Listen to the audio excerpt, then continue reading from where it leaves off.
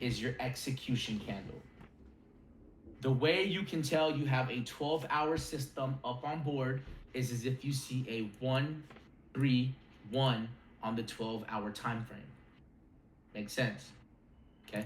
So once you have a 1-3-1, okay, once you have a 1-3-1 on board, you are going to mark off the inside bar. So this last inside bar, so the third session within the 3 series first, okay, this inside bar, this is going to, the inside bar levels are going to be your call trigger and your put trigger.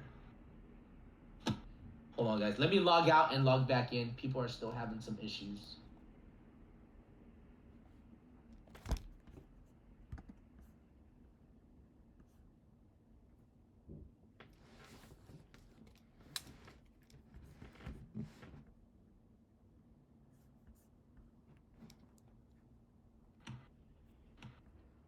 All right, we good, everybody?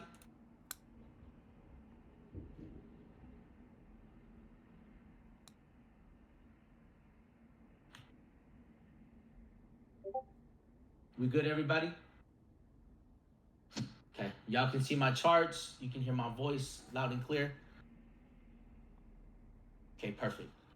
I'm gonna try to break down the 12-hour system in its most simplest way ever. I'm not gonna use no big words. I'm not gonna try to make it complex. I'm not gonna try to sound fancy. I'm gonna just simply break it down to you guys. Okay, again, so let's start over. So for those that are for those that are recording, I'd say start recording now. Okay, the 12-hour MIYAGI, the 12-hour system. The details behind the 12-hour system is we are capturing a failed directional attempting to go outside. The reason why I say attempting to go outside is because once it breaches, so once a candle session chooses direction, moves in the opposing, and triggers 50% of the previous session, we can indicate that is a failed directional. Once you have a failed directional up on board during that live session, if it continues to push up, it anticipates or can potentially go outside on that trigger. Okay. Now, the 12-hour system, okay, is a series of 4 candle sessions, like so. Okay. You'll have a 1-3-1-3 once the entirety of the move is over. Once the move is over. Okay. How can you know? So now, as you guys as retail traders or traders, if you're looking for a setup or looking for the 12-hour setup, you would need to have a series of 3 candle sessions, a 1-3-1. So a 1-3-1 would look like this off the 12-hour time frame. We don't look for the we don't look for the 12-hour system on the 60-minute. We don't look for it on the 4-hour. We simply keep our eyes on the 12-hour interval, the 12-hour time session, the 12-hour time frame, whatever you guys want to call it. Okay, and we look for a 1-3-1. Once you've indicated a 1-3-1, you're going to keep your focal point on that last inside bar, which is the 3rd session. Makes sense, guys? Is everyone on board here? Okay. If you're on board, drop a plant emoji before I move forward. I don't want to toss too much information all at once. I want everybody on board with me. Okay, cool. Perfect. Okay. So now, once you found and located a 1-3-1, okay, what you're going to do is you're going to keep your eyes on that inside bar. On that last inside bar, the 3rd candle, okay, you're going to grab, right? You're going to figure the 50% of that inside bar. Okay. Now there are 2 ways to do that. Okay. You can either grab the high. So this is one way. Mathematically wise, there's one way. So this is one of the ways you can grab the high and the low of that session. So you'll grab the high of that inside bar, the low of that inside bar. You're gonna add the high of that session, the high of that inside bar, and the low of that inside bar. Right. So 519.10 plus 517.74, right? And the sum, you divide the sum by 2. What we got was 518.42. So 518.42. Okay. Now, the second way to do it in its most simplest way is to just grab your Fibonacci tool. Your Fibonacci tool, again, you can find it on the left side drag bar, the left side bar toolbar on TradingView. Okay, so what you'll do is you'll just grab the Fibonacci tool. Doesn't matter if you take the high or the low, right? Or the low from the high. You can do I'll just do the high to the low, and instantly it'll give you your 50% of that inside bar.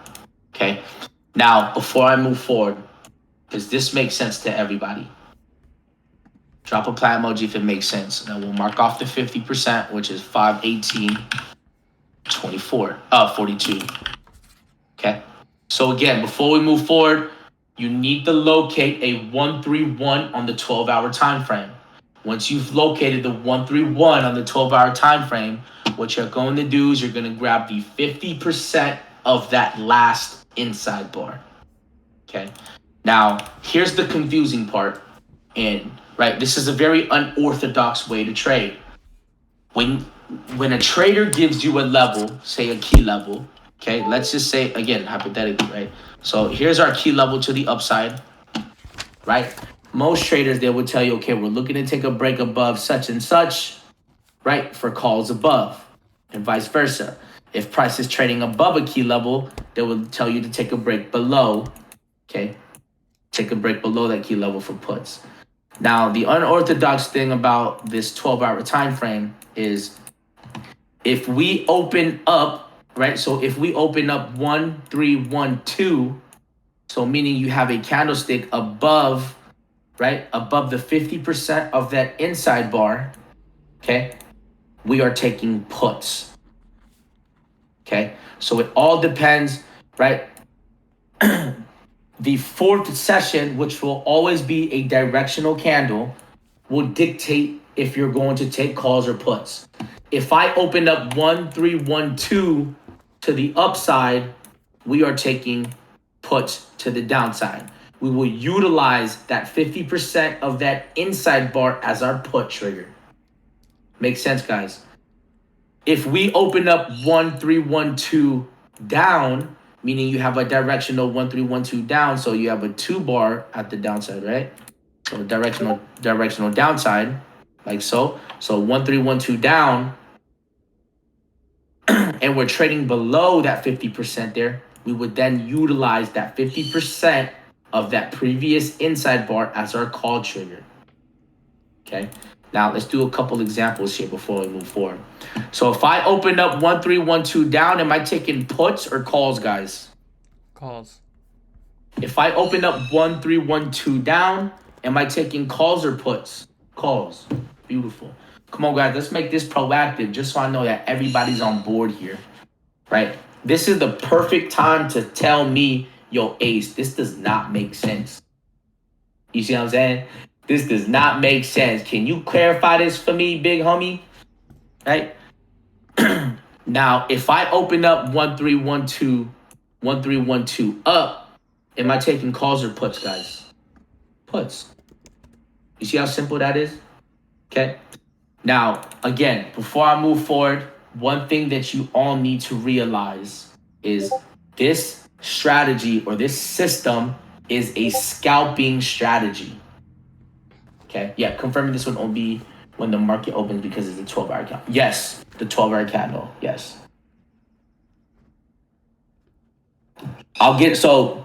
Lizzie, I'll get into low probability 12 hours and high probability 12 hours. Okay. So for now, within this 12-hour system, okay, one thing you all have to realize is this is a system. This is a scalping system, right? It's a day trade scalping system. Sometimes we'll get in a trade and it'll take us less than 5 minutes, right? Sometimes we'll get in a trade and the 12-hour system will take about 4 hours for it to hit its PT. We've been in drawdowns before, in low probability conditions, right? One thing you have to realize is that 50% will always act as a heavy resistance or, again, a breakout level, right? So with that being said, 12-hour system is a scalping strategy, okay, guys? Is a scalping strategy, could potentially end up as a day trade as well.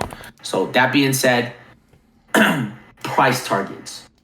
Okay, we all understand that the 50% of that inside bar is our entry, whether it be to the upside or the downside.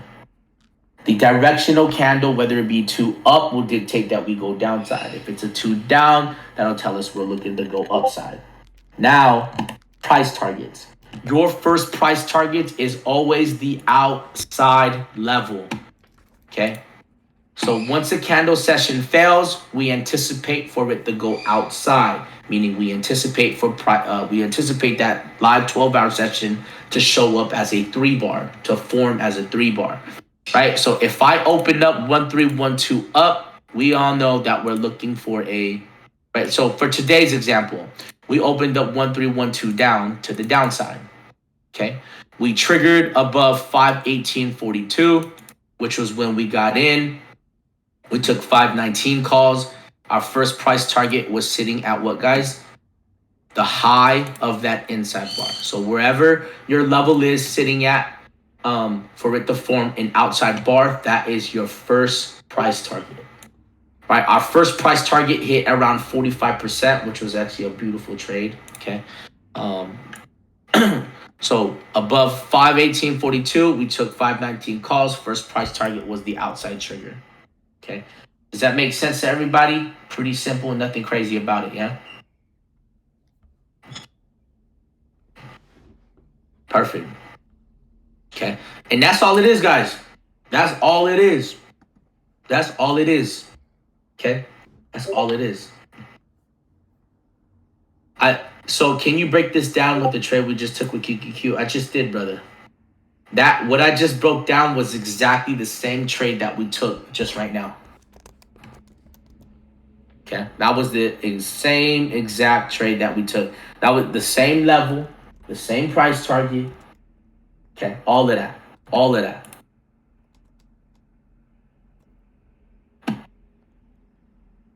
Now let's focus up on this chart here. Let me so now that we done with the 12-hour.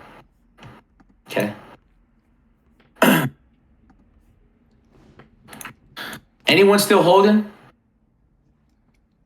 Yeah, I'll go over the 4-hour. I'll go over the 4-hour. She a runner, she a track star. She go back at the done.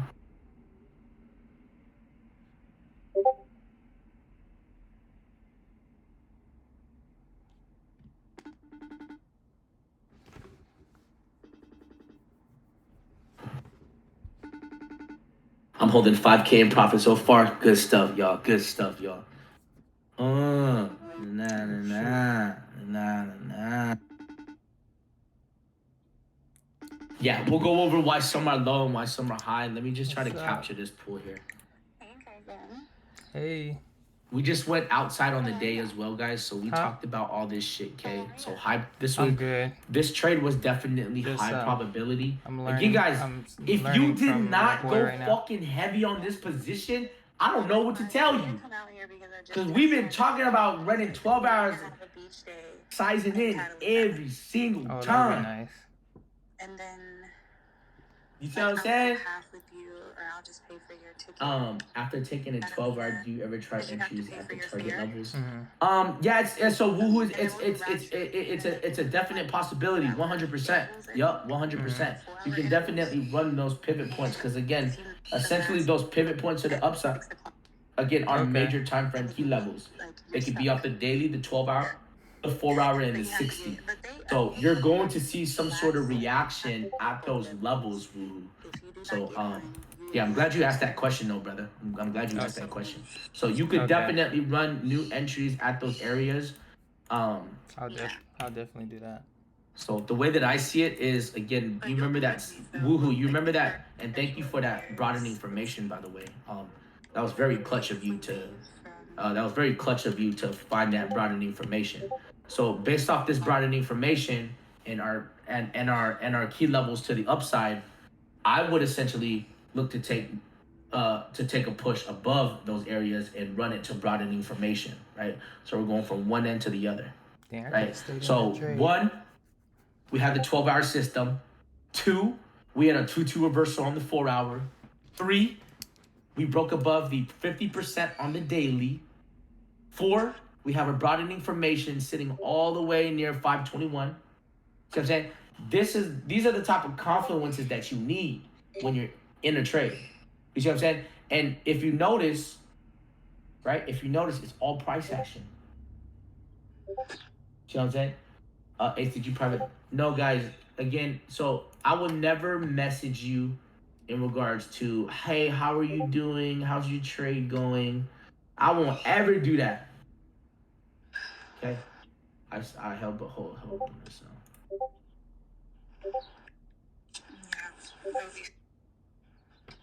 Oh yeah, I definitely need to come out there. Fucking paid, guys. We have a whole summer ahead, so. Fucking paid. Me too. So what are you up to this morning? Hold on, let me stop recording. You be